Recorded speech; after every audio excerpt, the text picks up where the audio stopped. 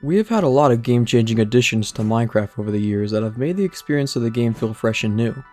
Every year, we as a community look forward to getting our hands on the additions that Mojang has announced to us. However, not every addition or change comes with a positive perception. In this video, we will dive into Minecraft's most controversial features throughout the game's history.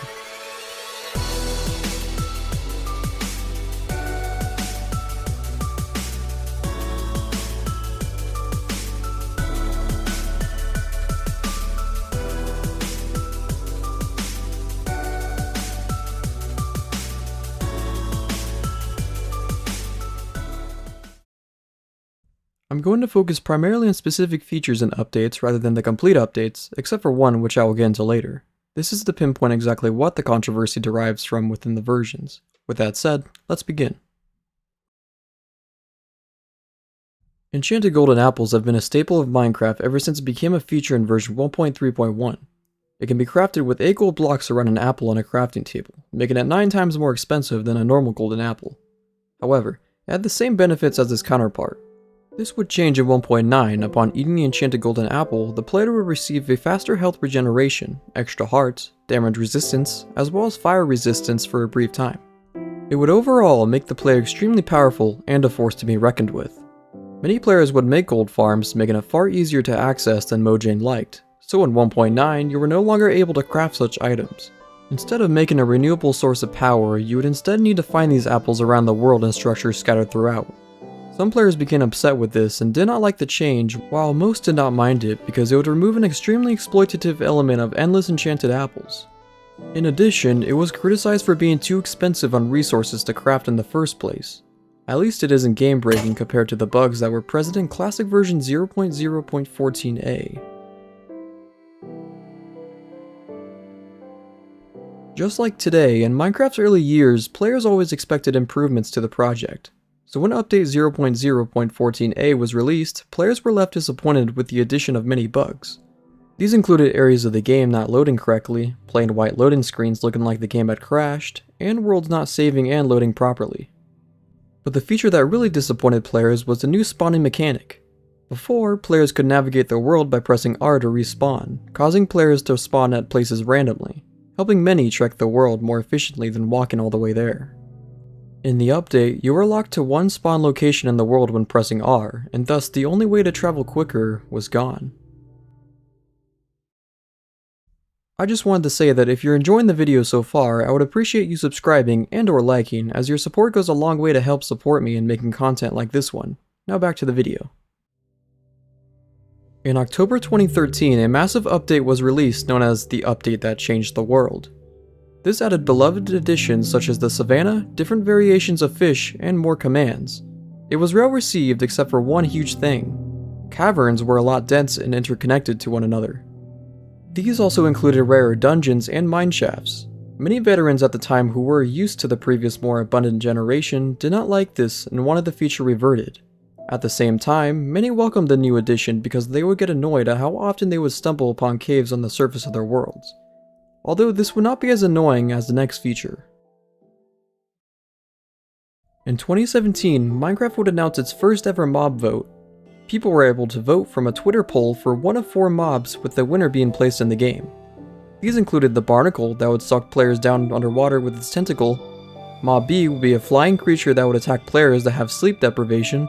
Mob C would be a lizard-like entity that ate mobs and items, and Mob D would spawn in groups of blazes and elicit a devastating shock attack. When the votes were counted, the winner was decided as the Flying Freak of Nature.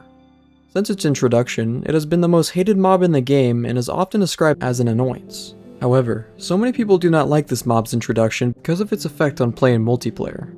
In order for players to sleep and reset the clock of a phantom encounter, all players need to be in a bed if present in the overworld. But players more often than not are going to be doing different things around the world, and some would not have the convenience of sleeping at any given time. This could be because they are out mining in a cave infested with mobs or out exploring without a bed. At least the players had a chance to turn phantoms off in future updates. Before beta 1.8, players only needed to manage their health bar. Food would regenerate a certain amount of hearts when damaged. It was a simple mechanic for a time. In beta 1.8, it would go through an overhaul with the introduction of the hunger bar.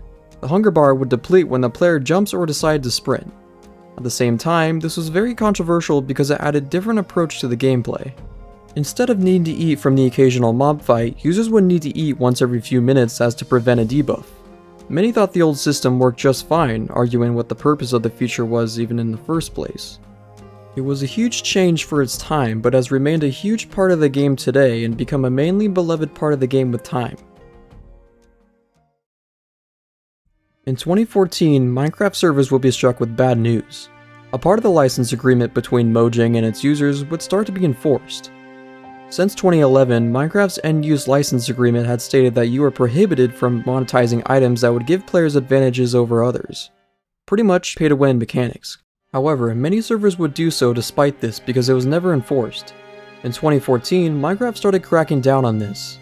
It sounds like a good thing at first, but many servers were reliant on the money they made to be put back into making the server better with more content and keep it running. Also, very little of the servers were actually problematically monetizing. Meanwhile, just a month before this was happening, Mojang had implemented the Realm system, an easy way for users to make their own server for a small fee. As if Minecraft was taking money away from many good servers and into Microsoft's pockets, to cause many to turn towards Realms. A few years later, another system will be placed in arguably a more controversial way. Before Minecraft 1.19.1, it was mostly up to moderators to control who would enforce the rules and punish those showing toxic behavior. But with 1.19.1 came a lot of backlash with the introduction of the reporting system. This system allows players to report others saying explicit content or possible threats. If verified by an employee, offenders could face penalties between a ban on servers and realms for a short while to a permanent ban from playing Minecraft, including single player, and would need to purchase another copy of the game to play it. Some players welcomed the feature because it would protect younger audiences from exposure to dangerous situations. On the other end, most of the community were opposed as to the lack of context and what messages were offensive, as well as privacy concerns, especially if you were playing on a private server. Mojang plans to not change the addition of the system. This controversy has sparked debate on whether or not this is even needed since servers operate independently to enforce their own rules. What do you think? I chose to include a portion of an update because a lot of the features link together to form the main problems of it all. On February 29, 2016, Minecraft would release its most controversial update yet, the 1.9 Combat Update. Development for this update lasted a total of 576 days of development.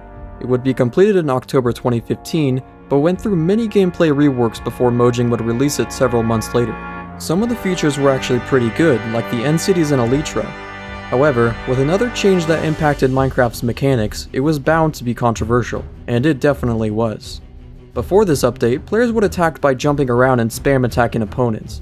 But with a great change came a very different approach to playing. Now you would have to time your attacks and fight the player for longer than before, feeling like the encounter would drag on for longer than what players were used to. Large portions of the community disliked the addition of attack cooldowns, armor reworks, and tool rebalances and would much prefer pre-1.9, which some can argue have a larger skill gap and was faster paced. The attack cooldown is found only on Java Edition, and Bedrock is still waiting for a combat balance for all the devices connected to it. And with that, we'll conclude the controversies surrounding the game we all know and love. Many of these features are still controversial today, while many others have faded to be less known throughout the years. Hopefully the ones we have today can be refined, fixed, or able to turn off in the years to come. If you think I missed anything or have any suggestions, leave a comment below. With that, I hope you enjoyed the video, like and subscribe, and have a good one.